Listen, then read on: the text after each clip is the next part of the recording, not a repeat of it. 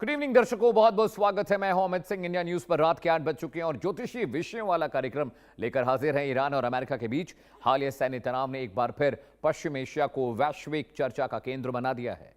ऐसी किसी भी संघर्ष के बढ़ने की स्थिति में हालत में सबसे बड़ी चिंता कच्चे तेल की आपूर्ति यानी सप्लाई और उसकी कीमतों को लेकर होती है। एक्सपर्ट्स का मानना है कि यदि तनाव लंबा खिंचता है या हॉर्मुज स्ट्रेट जैसे रणनीतिक समुद्री रास्ते पर तनाव बढ़ता है, रुकावट आती है, तो अंतर्राष्ट्रीय बाजार यानी इंटरनेशनल मार्केट में क्रूड की कीमतों में तेज उछाल यानी तेजी देख सकते हैं आप। इसका असर भारत समेत दुनिया भर की इकोनॉमीज पर पड़ेगा। महंगाई, परिवहन लागत और इंडस्ट्री पर पड़ रहा जो बोझ है और बढ़ जाएगा। हालांकि युद्ध की दिशा और उसकी वास्तविक प्रभाव यानी इफेक्ट के लिए सैन्य, कूटनीतिक और आर्थिक कारकों को आप पढ़ते हैं, देखते हैं, समझते हैं। लेकिन ज्योतिषीय दृष्टि से कुछ विशेषज्ञ मंगल, शनि और राहु जैसे ग्रहों की स्थिति को वैश्विक तनाव से जोड़कर देखते हैं, लेकिन इनके आधार पर किसी युद्ध या विनाश का निश्चित दावा नहीं किया जा सकता। ऐसे में सबसे अहम है कूटनीतिक प्रयास, ऊर्जा सुरक्षा, वैकल्पिक आपूर्ति की तैयारी और वैश्विक सहयोग। दो खास मेहमान मेरे साथ जुड़ रहे हैं। स्वागत कीजिए आचार्य सुमित आचार्य जी का, और मेरे साथ अदिति दुआ जी हैं, ये भी एक बहुत जानी मानी एस्ट्रोलॉजर है। आप दोनों का बहुत बहुत स्वागत है। सुमित जी, ये आपका फेवरेट विषय है, पसंदीदा विषय है जिस पर हम चर्चा आज करने जा रहे हैं। ईरान अमेरिका की जंग फिर से तेज हो चली है और इस बार 3 दिन पहले डोनाल्ड ट्रंप का बयान आया कि that we are withdrawing a ceasefire, यानी युद्ध विराम हम वापस ले रहे हैं। उसके बाद 150-200 ठिकानों पर हमले हुए हैं, इंक्लूडिंग न्यूक्लियर जो साइट्स है वहां पर भी। यहां से आप कैसे देख रहे हैं आगे का मामला? देखिए, मूल रूप से अगर देखा जाए तो अभी ही गया 22 जून को राशि परिवर्तन हुआ, 21 जून को मंगल का राशि परिवर्तन हुआ।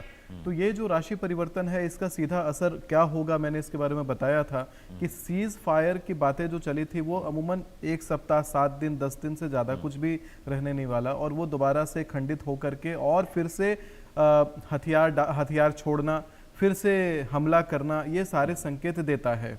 क्योंकि मंगल का वृषभ राशि में प्रविष्ट होना यानी कि शुक्र के घर में प्रविष्ट होना, और शुक्र का प्रविष्ट होना बृहस्पति के साथ में, गुरु शुक्र का एक प्रकार से देवासुर संग्राम बनना, ये सब जो ट्रांजिशंस हैं एक प्रकार से एक विध्वंसकारी योग की तरफ इशारा हमेशा करते रहे हैं। मैंने कहा था 2032 तक ये जो स्थितियां हैं और गंभीर होती जाएंगी। हर एक आने वाला महीना, हर एक आने वाला जो साल है वो पिछले वर्ष के मुकाबले और भी ज़्यादा गंभीर रहेगा। इसका प्रभाव ना केवल युद्ध पर, ना केवल विश्व शांति पर, बल्कि हमारी जेबों पर भी पड़ता हुआ दिखाई पड़ेगा। इसका प्रभाव डायरेक्ट तरीके से ये भी हमें दिखाई पड़ेगा आने वाले समय में कि तेल के दाम तो महंगा होना एक आम बात हो गई, लेकिन एक और इसका प्रभाव ये पड़ेगा कि सभी देशों की करेंसीज जो इस वॉर में डायरेक्टली या इनडायरेक्टली इन्वॉल्व हैं कहीं ना कहीं से कमज़ोर पड़ेंगी, और यूनाइटेड स्टेट्स को स्पेशली लाभ होगा जहां पे यूएस की करेंसी का बलवान होना और बाकी देशों की करेंसी का कमज़ोर होना। कहीं ना कहीं से ये जो मंशा है यूनाइटेड नेशंस की, ये मंशा रही है हमेशा से कि दूसरे देशों को खंडित करता है, दूसरे देशों को तोड़ता है और अपनी करेंसी को बलवान वो करता रहा है, और ये हमेशा से होता रहा है। आने वाले समय के लिए मैंने एक भविष्यवाणी आपके ही शो पर करके मैं गया था, और उस समय आप भी एंकर थे।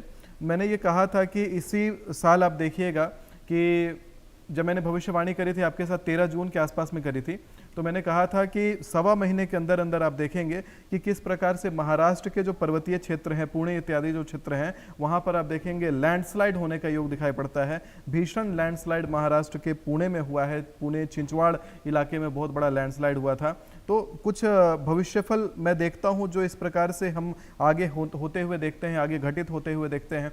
ग्रहों का जो चाल है वो बहुत सारे इंसाइट्स दे देता है, जिसको हम अगर समझते हैं तो हम वैश्विक पटल को अच्छे से समझ करके और उस चीज से लाभ उठा सकते हैं या फिर अपने आप को सतर्क करके रख सकते हैं। अब देखिए ना, ईरान के साथ में जो सामंजस्य बना था अमेरिका का कि सीज फायर आदि का जो सामंजस्य था वो शांत हो सकता था, लेकिन ग्रह ही इस प्रकार है। एक तो शनि महाराज मीन राशि में बैठे हुए हैं। शनि की दिशा क्या है? पश्चिम है। पश्चिम में उपद्रव कैसे शांत हो सकता है जब तक शनि मीन में बैठे हैं? जब तक शनि मेष में बैठेंगे तो भी पश्चिम का उपद्रव कैसे शांत हो सकता है जब शनि नीच के रहेंगे? दुनिया भर में पाप, अराजकता और लोगों का मरना, लोगों का सामूहिक रूप से मरना, ये जो सारी चीजें हैं जब तक नहीं होंगी, शनि अपना वर्चस्व कैसे कायम रखेंगे?